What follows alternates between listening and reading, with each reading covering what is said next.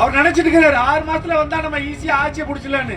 நீங்க ஆட்சியே இல்ல, நீ அடுப்ப கூட பிடிக்க முடியாது. உங்க இருக்கிற ஏற்கனவே இருக்கிறங்க இங்க கருணாநிதி இருக்கிறாரு, அவர் நினைச்சிட்டு இருக்காரு நம்ம ஜெயிச்சிடலாம் அப்படின்னு.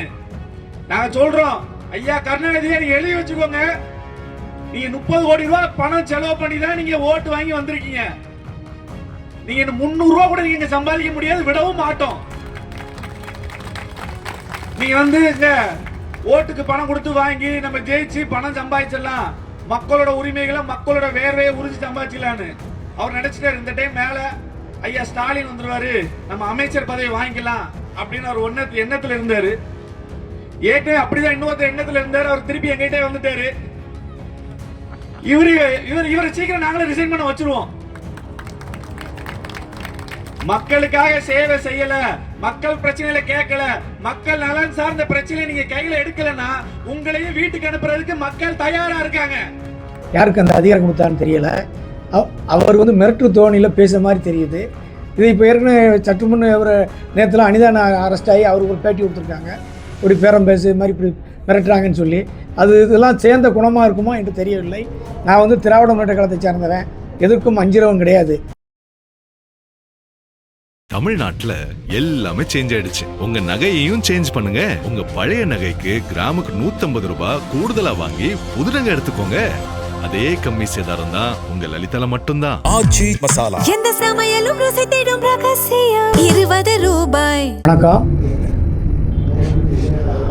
தாவேகானுடைய மாவட்ட செயலாளரும் முன்னாள் வேட்பாளராக போட்டியிட்ட பாலசுப்ரமணியம் அவர்கள் என் பெயர் களங்கப்படுத்தும் வகைக்கு சட்டமன்ற உறுப்பினர் பதவியை ராஜினாமா செய்ய வைப்போம், இவர்களும் வந்து விடுவார்கள் என்பற மாதிரி அந்த வார்த்தையை அவர் யாருக்கு அந்த அதிகாரம் கொடுத்தான்னு தெரியல.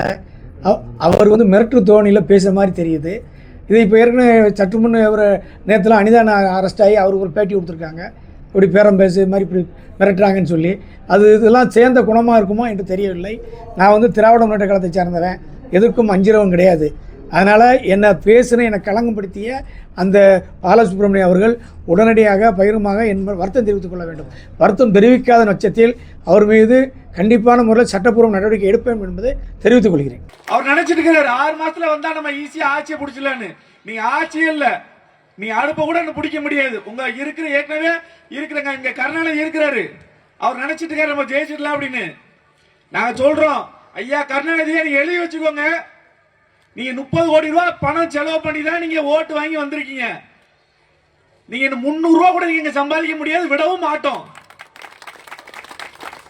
நீங்க இங்க ஓட்டுக்கு பணம் கொடுத்து வாங்கி நம்ம ஜெயிச்சு பணம் சம்பாதிச்சிடலாம், மக்களோட உரிமைகளை மக்களோட வேர்வையை உறிஞ்சி சம்பாதிச்சலான்னு அவர் நினைச்சிட்டாரு. இந்த டைம் மேல ஐயா ஸ்டாலின் வந்துருவாரு, நம்ம அமைச்சர் பதவி வாங்கிக்கலாம் அப்படின்னு அவர் எண்ணத்துல இருந்தாரு.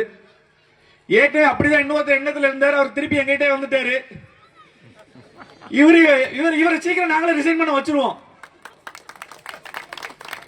மக்களுக்காக சேவை செய்யல, மக்கள் பிரச்சனைகளை கேட்கல, மக்கள் நலன் சார்ந்த பிரச்சனை நீங்க கையில எடுக்கலன்னா உங்களையும் வீட்டுக்கு அனுப்புறதுக்கு மக்கள் தயாரா இருக்காங்க. தமிழ்நாட்டுல எல்லாமே சேஞ்ச் ஆயிடுச்சு. உங்க நகையையும் சேஞ்ச் பண்ணுங்க. உங்க பழைய நகைக்கு கிராமுக்கு 150 ரூபாய் கூடுதலா வாங்கி புது நகை எடுத்துக்கோங்க. அதே கம்மி சேதாரம் தான் உங்க லலிதால மட்டும்தான். ஆச்சி மசாலா, எந்த சமையலும் ருசி தேடும் ரகசியம் 20 ரூபாய்.